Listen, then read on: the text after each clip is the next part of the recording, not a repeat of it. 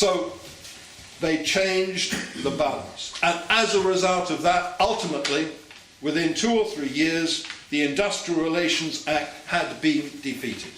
There had been other things that had happened. There had been 200 other occupations of workplaces across the country by the end of 1972. So many other workers had responded, looking at the lessons of UCS in the same way to challenge unemployment and assert the right to work. So a massive change there.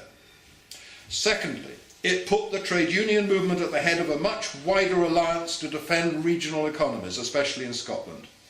And it managed to secure direct, active support from small and medium business, local communities and local authorities. That was shown by the Scottish assemblies, which were held in January, February, I think it was February, wasn't it, 1972. There was another one held later, before the end of UCS. And that was a mobilisation that worried the government and its supporters in Scotland absolutely no end, because they all came together under the auspices of the Scottish Trade Union Congress around the issue of the right to work, but also redeveloping the regional economy on the terms set by the STUC. And the Scottish Chambers of Commerce had to come along. I think even the Scottish CBI had to come along, because they couldn't afford not to be seen to be there, because all the small and medium business were there and the local authorities were there. So cut away that support, put the trade union movement at the head of this much wider alliance.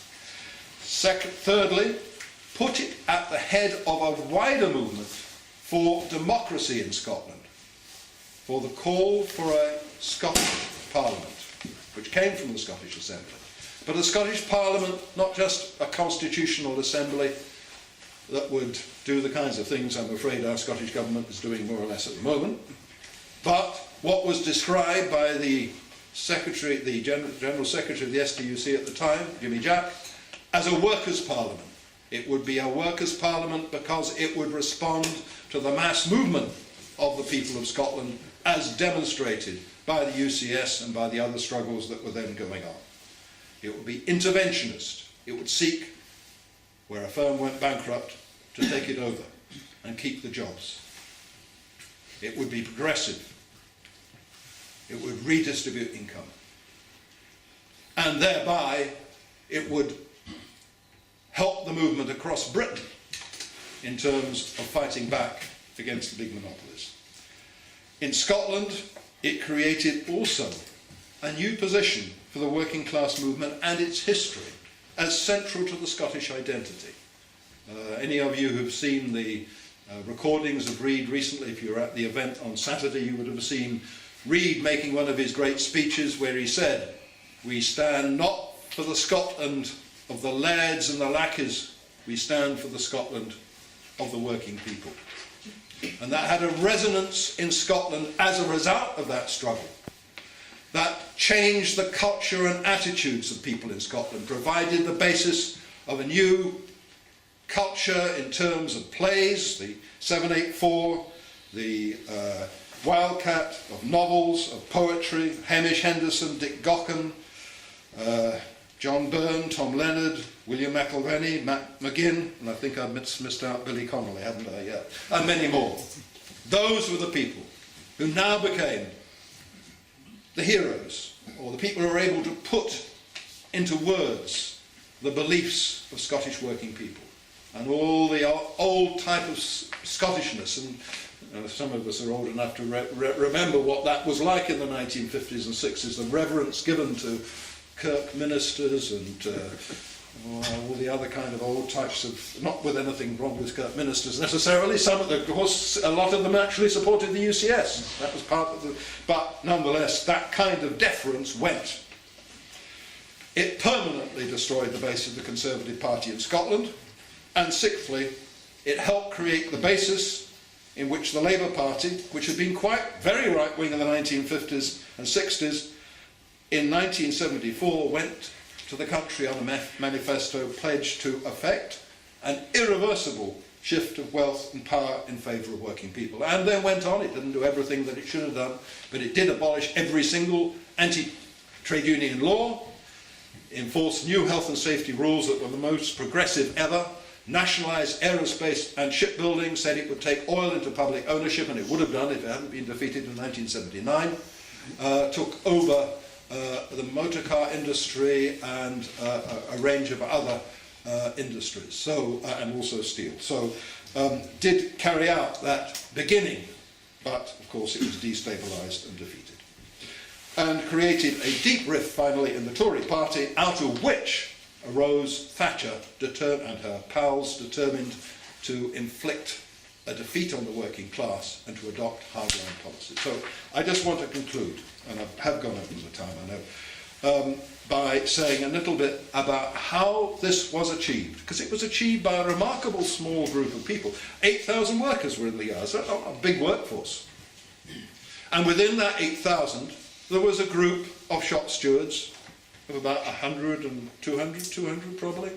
And within that, there were what you could call, I think you'd call them politically educated stewards, maybe. Politically aware, yes. Of probably, I don't know, about 60 or 70.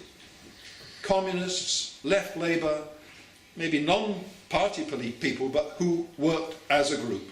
But it's a very small group, it was about 50 or 60 people.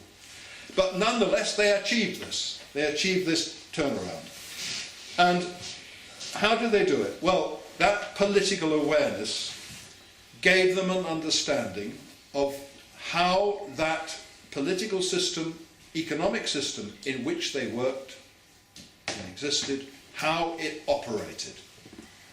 They analysed it. You just need to go back and look at what Jimmy Reid and Airlie, who were leading communists who attended congresses, they spoke in the congresses in a quite different way to which they speak on the shop floor. But there they analysed monopoly capitalism, the contradictions between big business and small business. They analysed the way in which the working class needed to develop an alliance that could take advantage of that basic split, the way in which they could mobilise for a new form of democracy that would challenge the democracy of Westminster dominated by big business and draw out the issue of national consciousness, not in a nationalistic way, but in a democratic and progressive way in Scotland. All these things were quite explicit. They knew the situation, they analysed it, they understood it. They also understood how the government was going to manipulate the divisions within the working class. Divisions between different groups within the working class in general, and how they would use the right wing within the structures of the trade union movement to manipulate and control and defuse any resistance.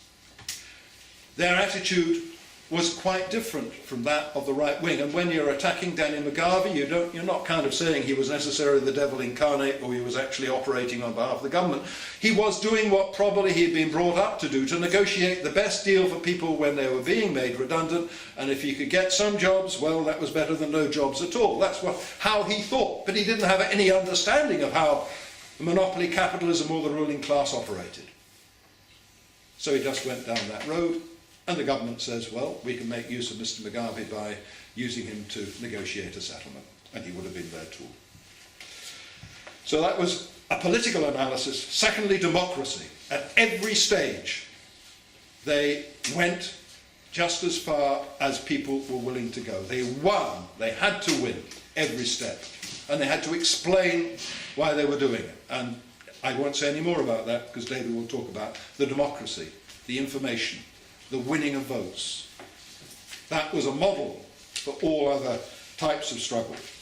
But it was very, very important because it did enable them to not just consolidate unity within the yard, because the yards could so easily have been split in various ways, but it also enabled them to win support outside the yard and to understand the importance of not working in a kind of rank and filist way, but also winning politically outside their own workplace. Winning the STUC. Relying on others who were also politically aware within other unions and district committees, in the engineers, in the miners. If it hadn't been for that outside support, also working to the same agenda and understanding, it would have been very difficult, I think, for that UCS Work In to be successful. And they also understood, as I said, the divisions. And just to maybe end on a maybe light-hearted note, one of the biggest problems that the Cabinet had, Mr. Heath had, was the ship owners on the Lower Clyde and on the Upper Clyde, on Yarrow and Lithgow, because they had influence as barons within the Conservative Party. They were its godfathers. And every time they almost managed to get a deal through Mr. McGarvey, they came down pounding on Mr. Heath's door and said, if you're going to make any concessions, you can't make concessions on wages and shift patterns. We want the same as what's on the Lower Clyde.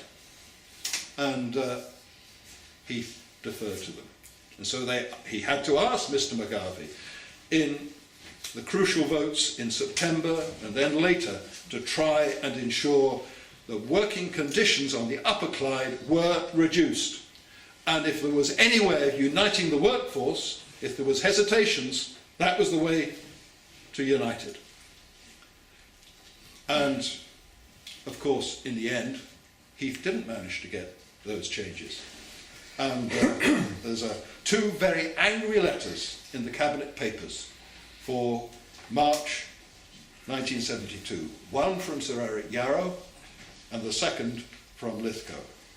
And it says, the government seems to me to have put a this is like disgusted of Tunbridge Wells. The government seems to have put a premium, not on achievement, but on militancy. Now I personally have to justify not paying an increase on our present wages, which would cost me £1 million out of my own pocket. So poor old Mr. Lithgow, or Sir William as he's called. It's a terribly sad end to the story. I think that's as much as I want to say. But I hope I've drawn out the political lessons about unity, about political understanding, and about exploiting the divisions that exist within our society in terms of the way in which big business rules us, and at the same time being aware of how to avoid big business exploiting our own divisions. So, thanks.